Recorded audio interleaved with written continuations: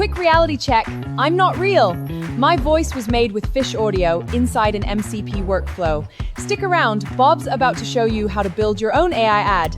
Subscribe to Bob Dylan's Media. The video you just watched was created using Fish Audio as the voice layer along with other creative AI tools through a Fish Audio MCP workflow. Now, if you're wondering what MCP stands for, like I was several weeks ago, it stands for Model Context Protocol.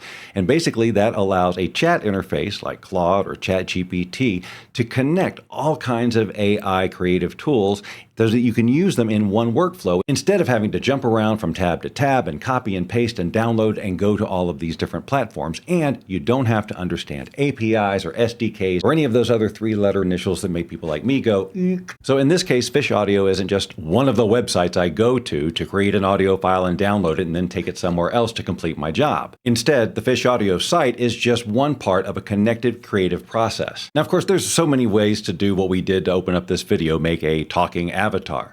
So why am I using this as an example? The point here isn't about creating an avatar. The point is about the workflow used to create that. You can use any of a number of tools to create talking avatars, but when you're working inside of an LLM like Claude using MCPs, every bit of the context of the project stays consistent within that one conversation. You never have to repeat things about the brand colors or what influencer you want to use or what script or what style. It's all right there, and you can direct all of those other tools using just the MCP, using natural language from within Claude in this example. And for me, any kind of workflow that includes realistic sounding voices that are supposed to sound like a real person, I'm going to use Fish Audio. So that's why I'm using them as an example today. Oh, and they sponsored this video. And if you like learning about creative AI workflows like this, do yourself a favor, subscribe to this channel so you don't miss a single one. Now today we're going to be using Fish's brand new model, the S2.1 Pro model, which oddly enough is accessed for free through the MCP and API. You're getting the same quality model as the paid pricing through the free tier. Isn't that nice? Now that doesn't mean you can go hog wild, do whatever you want. It operates under a fair use policy. I'm going to link all the documentation in the description below so you can get details on pricing and limits. Now, working with the MCP simplifies this process so much because it knows everything it needs to know about connecting the APIs and the SDKs, and we don't have to do any of it. We just tell it what we want. But there are a few things you need to do ahead of time to make sure this process will work. And as I say, you can use Claude or ChatGPT. We're using Claude in this example, so these instructions apply to it, but instructions for the other platform are included in the documentation on the Fish Audio site. You will need a Fish Audio account. You'll also need a free Fish Audio API key. So from within the app, you click the developer link down in the lower left-hand corner,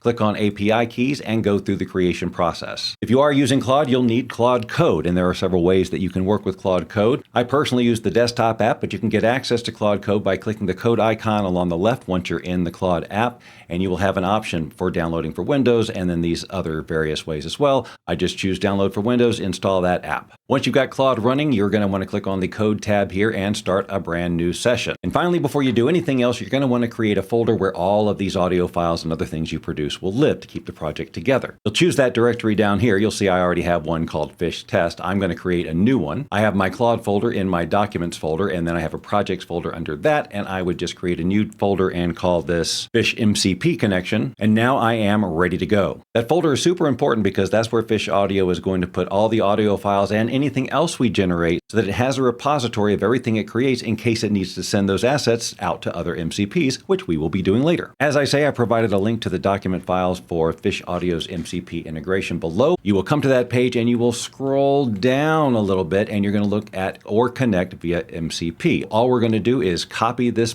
line of code, go back into Claude and just paste it here. Now I've already installed all of this on my system, but I'll try to duplicate the process as much as I can. If you've never worked with Claude Code before, you should know that every now and then you're going to get these pop-ups that ask for your permission to move forward doing things because they are working with the files on your disk. So you can say always allow. There are ways to bypass all of that, but I'm not going to get into that now. So Claude confirms that we have added the MCP support and that I'll need to start a new session to have it work. Because I already have this installed, it might look a little different for you, but it's a simple process of just following the instructions. Okay, I've now restarted Claude and let's see where we are in this process by giving it a command. Using Fish Audio S2.1 Pro, generate a short friendly voice line that says, "This is a quick test of Fish Audio inside an MCP workflow. save the audio file inside this project folder and tell me the file name. So I'm just going to let that go and see if it asks for anything else. Because the MCP server itself is a repository of the documentation that knows how to connect to the SDKs and APIs, it itself isn't doing the actual generation. So it will continue to give you instructions to get your system ready to actually generate this audio. So I'm just going to go ahead and allow all of these pop-ups that come through. Right now it's checking to see if I have an API key. And because I've gone through this process before, I already have my Fish Audio API key set up as an environment variable, which can be accessed by any project I use. So I don't have to keep entering it every time. If it's your first time, you'll need to enter it in at some point, and then it will do the same thing for you. So in just a few seconds, it's done. Fish Audio MCP test MP3. I can just click this file here. It will pop up in a list here, and I can just play it. This is a quick test of Fish Audio inside an MCP workflow. Okay, so we know that it works and it generates audio based on the text it gave us. Now we just let it use some generic voice, but the beauty of Fish Audio is the quality of their voices. And you can get exactly what you want, or you can clone your own voice and use that here as well. Now, how do you know what voices you can use? You can ask Claude here in this session, but that's going to use a lot of tokens and it's really unnecessary. The much easier way to do it is just to go into your Fish Audio account and click on either Discovery to find voices that are on the platform, or My Voices to use voices that you have created yourself. So for the avatar example I'm going to show you, I'm going to want a young, energetic, female influencer voice. So what we can do is just search for something like that. I could start with female and just start auditioning some of them. Hey, why are you sitting? When you're creating something new, there's this Hey there, fabulous AI enthusiast. So that friendly woman voice sounded good. All I have to do is click this little icon here, and what it's essentially doing is copying the URL of this voice to the clipboard. So now I can tell Claude, using Fish Audio, generate this line with the voice ID below. Then I provide a link to that particular voice and give it the line, this is the specific voice I want to use for the talking avatar workflow. And in just a few seconds, we've got our WAV file. Let's listen to it. This is the specific voice I want to use for the talking avatar workflow.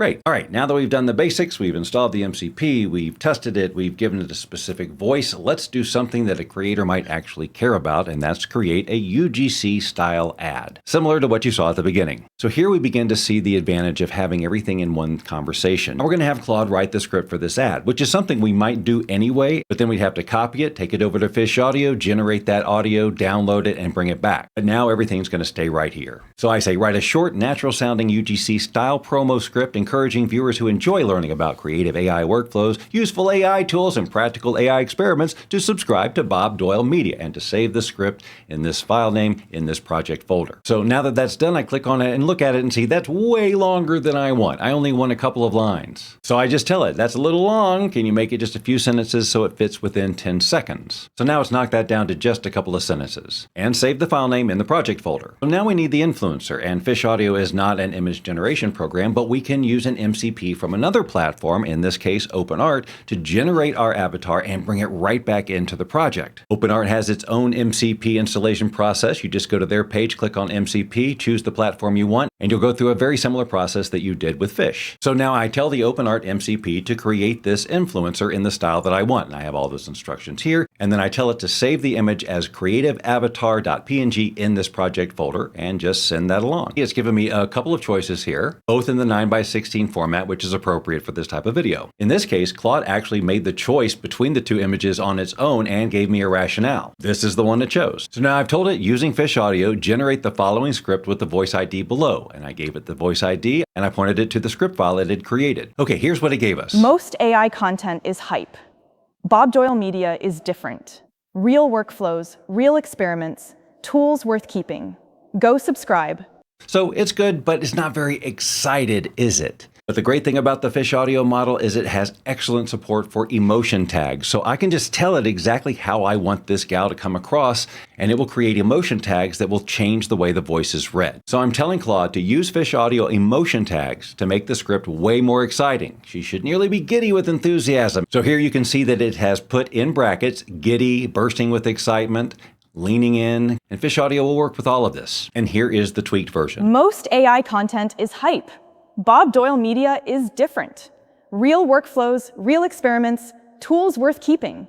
Go subscribe. So much different and much more appropriate. So now I have all the components, I just need to put them together. So I tell Claude to use the OpenArt MPC and the Seedance 2 video model to create a short lip-sync talking avatar video. I tell it to use the avatar image we created and the ad voice that we created. And as is good practice when you're feeding lip-sync instructions to Seedance, I also provide it with the actual script.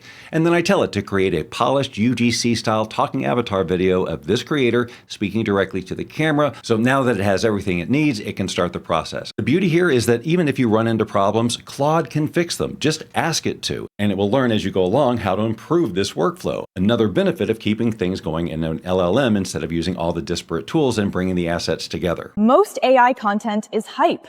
Bob Dylan media is different. Real workflows, real experiments, tools worth keeping.